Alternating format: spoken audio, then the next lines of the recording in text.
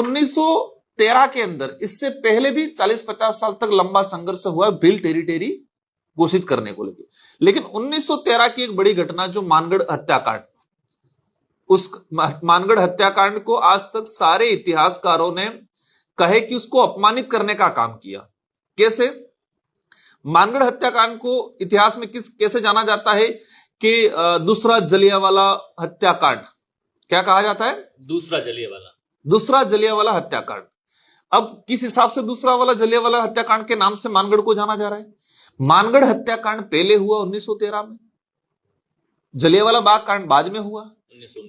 मानगढ़ में 1500 आदिवासी मरे, जलियांवाला बाग कांड में 250 के आसपास लोग मरे।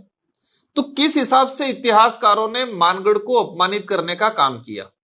और कहा गया, मानगढ़ का परिचय क्या जाना गया कि दूसरा जलियांवाला हत्याकांड, सुप्रीमेसी जलियांवाला बाग की रखी। ये जलियांवाला बाग में भी गलत हुआ, वहां पर भी शहीद हुए स्वतंत्रता के लिए, लेकिन उसको तुलना किससे की गई कि दूसरा। भाई अगर सन की बात करें तो पहले मानगढ़ हुआ, फिर जलियांवाला बाग हुआ। शहादत की बात करें तो वहां 1500 आदिवासी मरे, यहां 250-300 व्यक्ति शहीद हुए। तो किस हिसाब से? तो एक ये कि मानगढ़ को और आदिवासी शहादत को हमेशा इतिहासकारों ने अपमानित करने का काम किया। उस मानगढ़ का जो कांड हुआ, उस कांड में अंग्रेजी और तात्कालीन जो राजा रजवाड़ों की सेना थी, उन्होंने भीलों से वार्ता नहीं की।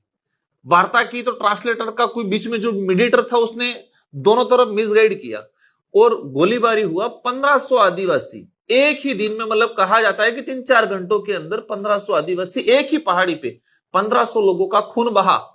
ये गवर्नमेंट का आंकड़ा है। कितने घायल हुए होंगे, हो सकता है इससे ज्यादा थे, कई लोग घायल थे जो बाद में मरे। तो वहां से ये भील प्रदेश की क्रांति उठती है।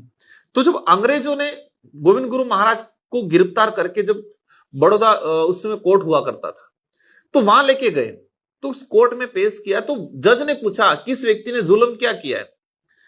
तो जो सिपाही पकड़ के ले गए थे, उन्होंने कहा कि ये अलग भिलराज की मांग कर रहे हैं। मतलब अलग भिलराज, अलग भिल प्रदेश की मांग। आजादी से पहले गोविंद गुरु महाराज के नेतृत्व में उस इलाके में संत सुमाल महाराज रहे, ऐसे कई महापुरुष रहे जिन्होंने इस मांग को उठाया। तो ऐतिहासिक पृष्ठभूमि उस समय से है। अगर इस बात को तात्कालीन जो आजादी के बाद जो पॉलिटिकल लीडर रहे थे, अगर मानगढ़ को सम्मान देना चाहते थे, आदिवासी की स्वायत्ता, आदिवासी की कल्चर, आदिवासी का स्वाभिमान की अगर उनकी थोड़ी अंदर भी भावना होती, तो उस समय ही भिल प्रदेश बनना चाहिए था।